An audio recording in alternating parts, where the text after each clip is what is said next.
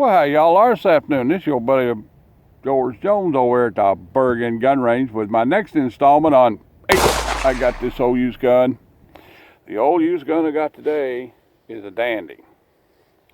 This is a Carl Gustave HVA manufactured in Sweden. It is a very fine and very elegant European sporting rifle. Now, I have never seen one of these. I've never seen this rifle. Never seen one like it. Okay? I'll just tell you the truth. I tried to do some research on this gun and find out something about it, but there wasn't a whole lot of information to be had on the internet. I went to Gunbroker and tried to find one just like it and couldn't find one just like it. As a matter of fact, there were very few Carl Gustave manufactured sporting rifles on Gunbroker. It's kind of a rare gun. And what makes it really rare is this.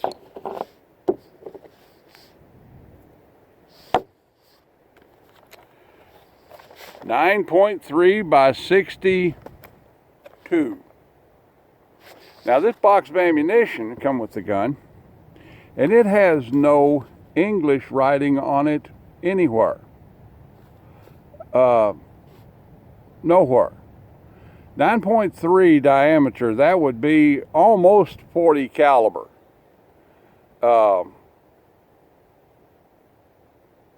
It is 286 grains is the bullet weight, and I can't even read the information on the back of it. It's in a European language of some sort. You know. So the deal on this gun was my cousin Ed came into it a couple of 3 years ago and had never fired it. And he told me, he says, take that gun out and see if you can get a 25-yard zero on it and figure out how it shoots and, you know, see if you can't do something with it, i.e. like make a video.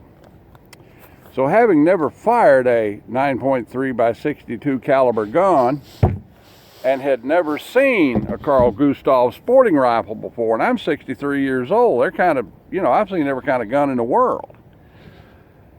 So with all of that, we're going to take it here and give it a shot or two at see if we can find a 25-yard zero.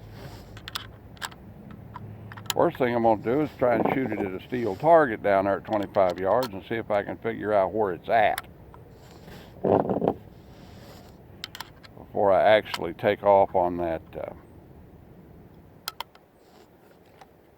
Put 3 in it, bolts in there nice and smooth. See if I can't actually get a idea where it's at on one of the steel plates at 25 yards. This thing's got a set trigger on it. I'm going to use the standard trigger and not set the trigger because, frankly, I don't know how it shoots.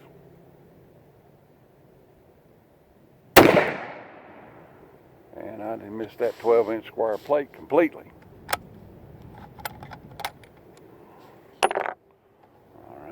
And this gun's got some recoil, buddy.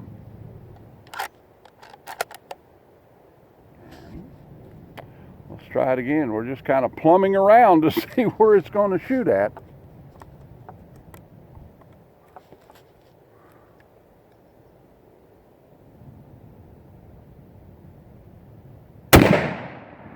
Oh, man.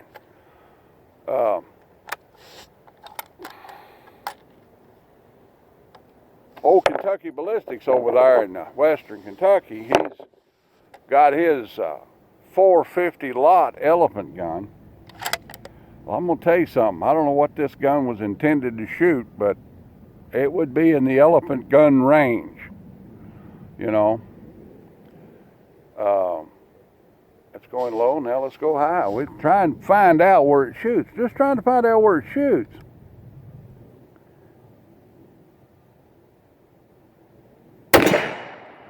There, I think we know where it shoots now. Yeah. Okay.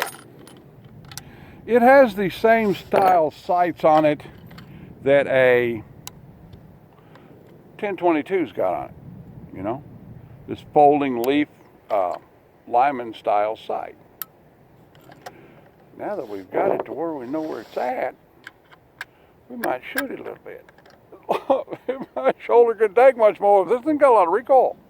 It ain't very heavy. It's what I would consider a mountain rifle, in that it's fairly lightweight in a very hot caliber. So you're out on safari, or you're walking around in the Rockies looking for Dall sheep, or rams or something, and you don't want a whole lot of rifle to have to pack, but on the other hand, for that one shot, you need really good range and really good firepower. That's where I would classify this gun, would be in the mountain gun range. This would be a good rifle for Alaska, it'd be a good rifle for Canada, it'd be a good rifle for Africa, to tell you the truth.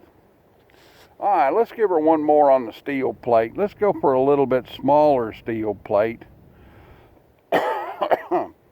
I've got a 1-inch thick, 6-inch diameter swinger. Let's see if I can hit it at 25 yards.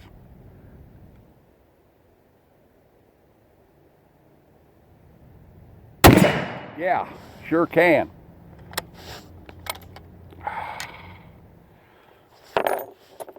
Absolutely. I'm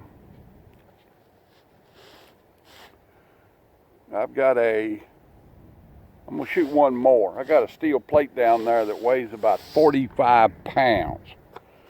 We're going to see how it swings, how it shoots. Get me a couple more out of here.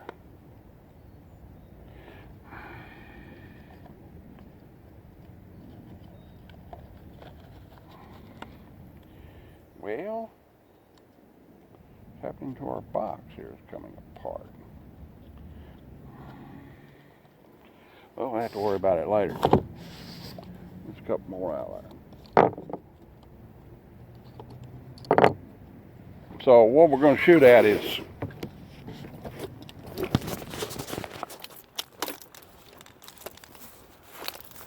see that square target down there on that A-frame? That target is about 3 inches thick and weighs about 45 or 50 pounds. So that's the one I always shoot at when I'm trying to figure out how much impact force a gun and a bullet is delivering downrange. So it's actually an inspection plate off the belly pan of a tank. So I call it the tank plate. Let's try two more. Let's see how it moves the tank plate. There's another 12-inch one over here on this side of the target that's approximately 1 inch thick. It weighs about 20 pounds. Let's see what the 45 pounder, 50 pounder, let's see how we move it.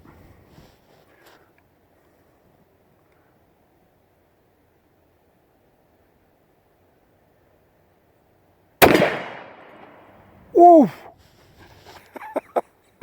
Let's see how we move it. If it wasn't chained down, it'd be in orbit. Oh, 9.3. Oh, it's getting down there the old elephant gun shoulder.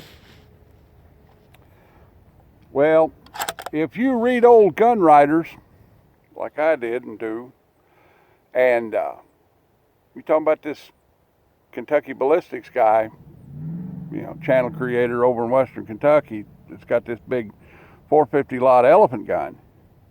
Well, here's the deal.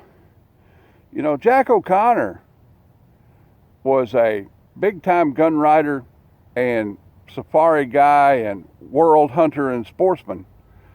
you know, developed the 270 Winchester in the late 1930s, and in the late 40s and 50s, Winchester wasn't interested in it, so he basically took it all over the world,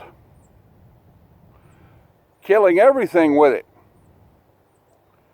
I mean, tigers in Asia, and Cape buffalo in Africa, you know, and feral buffaloes in Southeast Asia, and elephants in Africa, and lions and tigers and bears. Oh my, you know. And he kept shipping things to Winchester's trophy collection, you know, from O'Connor with 270, it would say on it. And finally, he got Winchester to pick up the 270 caliber gun as a Winchester gun and cartridge. The point of it being, 270 Winchester is an elephant gun. 270 Winchester is a tiger gun. You know, 270 Winchester is a Kodiak bear gun. You don't have to have a .458 lot for it to be an elephant gun. But back in the black powder days, yeah, you needed a 500, 600, you know, 16 gauge all brass shell with a big round ball in it. You needed those things. Well, all you had was black powder. But with modern powder, you know, all you need to have an elephant gun is marksmanship and the guts to stand there and shoot it. That's another thing. You know, you're going after dangerous game. It can kill you, and you've got a rifle. You've got to have marksmanship. You've got to have a good rifle, and you've got to have the guts to stand there.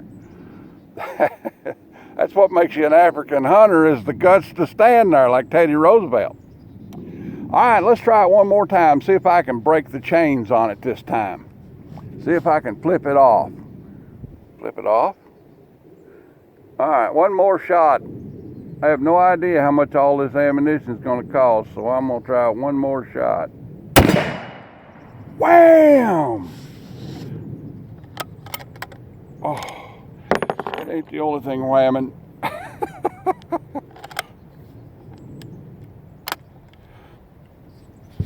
So that's about the size of it for the old HVA Carl Gustave Sweden. You know, 9.3 by 62. This is an outstanding gun. You can take this gun anywhere. I mean, you know, this would be an Africa gun, an Asia gun, a Canada gun, an Alaska gun. You know, if you were out after something, you could probably get it with this guy. The only one of these I've ever seen. Well, all right then.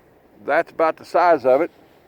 Like and take, share, commentate, and subscribe. Leave me no $1 in the Patreon bucket on the way out the door if you want to, and if you don't want to, I keep right on making content for you. Let's keep being careful during these times. I don't think it's as bad as everybody lets on, but I think there is danger. I mean, you know, my uncle died of it. So, you know, join the NRA. We're really going to need them in the near future. God bless everyone, and y'all have a great 2A day. We'll see you now.